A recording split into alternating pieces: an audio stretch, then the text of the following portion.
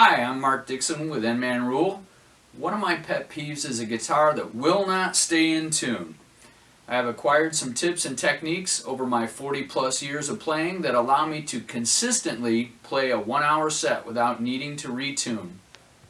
In this video, I will show you how I eliminate or reduce friction points on the guitar and reduce tuning problems of the strings themselves.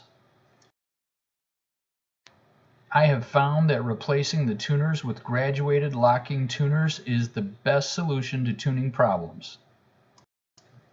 The string is pulled tightly through the post and clamped inside the post. This eliminates string slippage. The string is tightened to pitch without fully winding around the post. This eliminates multiple windings around the post. The thought is that during playing, changes in string tension cause the string to loosen around the post. The string does not come back exactly in tune. The graduated height of each tuner eliminates the need for string tees, another source of friction. If you cannot bear the thought of replacing your tuners, which more likely will require enlarging the tuner holes in the headstock, there is a way to lock the string during the winding process. It is not as effective as locking tuners, but it works very well. It's also very hard to accomplish. I will demonstrate it at the end of this video. If you have a bridge that feeds the strings from the back of the guitar, make sure that the strings are not touching the sides of the holes where the string emerges from the bridge plate. If so, the holes will need to be enlarged only at the top with a Dremel tool. If you have a tremolo bridge and you do not use it, block it off with a piece of wood, right here where my finger is pointing. This will hold the bridge steady while playing. A couple of drops of glue will hold it in place, and it will be easily removed if you want to change it back. Okay, we're finished improving our guitar. Let's focus on the strings. Solder the string windings at the ball end. It is believed that these windings loosen over time and cause tuning problems.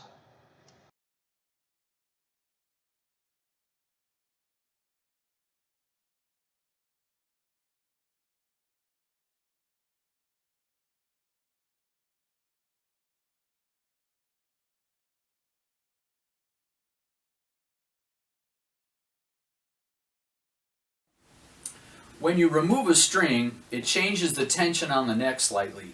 It is wood, it bends. When the neck bends, it changes the tension on the strings, changing the pitch. When replacing your strings, do so one at a time. This maintains a more even neck tension during the string replacement process. This means that the neck will take less time to return back to its normal relief or bow after the string has been replaced. While you have your strings removed, you will want to lube any string tees, bridge saddles, and nut slots with powdered graphite. This needs to be done with every string change. If you notice a tink sound while you are tuning, then you need to have that nut slot enlarged. It is grabbing the string and will cause tuning problems. After putting your first string on, tune up to approximate pitch. Stretch the string as seen here in this video. The more you stretch your strings now, the less they will stretch and come out of tune during your playing.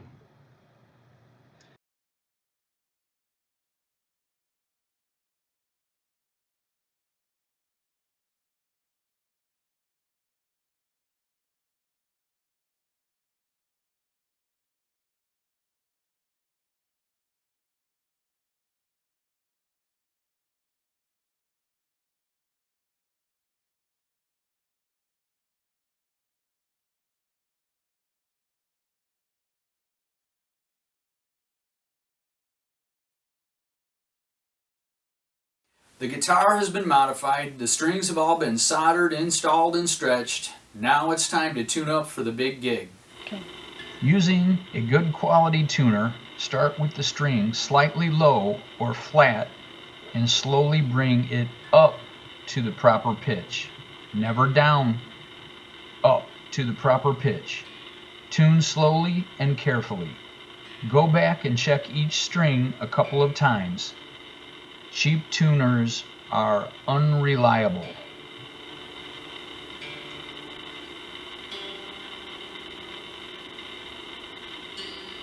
If you notice that you have very carefully tuned your instrument and it still sounds out of tune when you play chords up and down the neck, either your tuner is not accurate or your intonation is not set properly. Try another tuner. If that doesn't solve the problem, your intonation most likely needs to be adjusted. If you have a high-end tuner, you can attempt to adjust your intonation yourself. Look for my video, Adjusting Your Electric Guitar Intonation.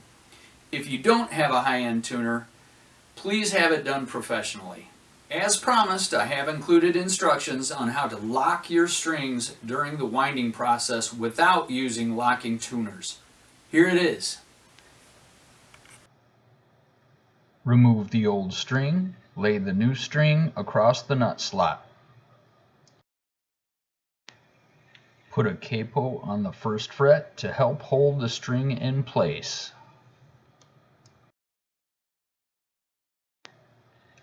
Run the string through the post.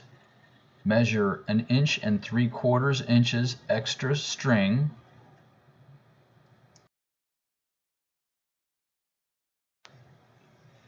Pull the excess back through the post and pass the capo. Run the string clockwise and under.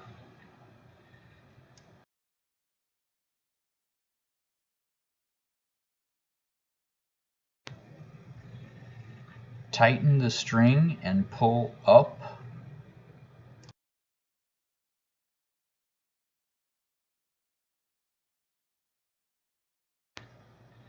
Maintain this pressure while you tighten the tuner.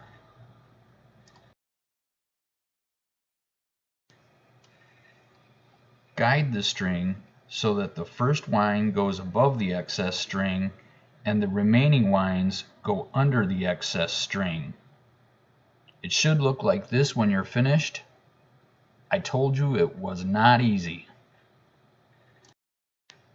For tuners on the bottom side of the headstock, follow the same instructions. Lay the new string across the nut slot, put the capo on the first fret, run the string through the post, measure 1 3/4 inch extra string, pull the excess back through the post and pass the capo.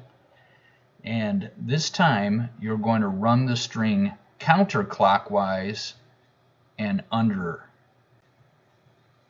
Tighten the string and pull up.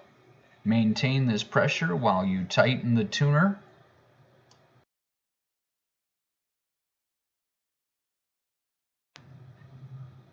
Guide the string so that the first wind goes above the excess string and that the remaining winds go under the excess string.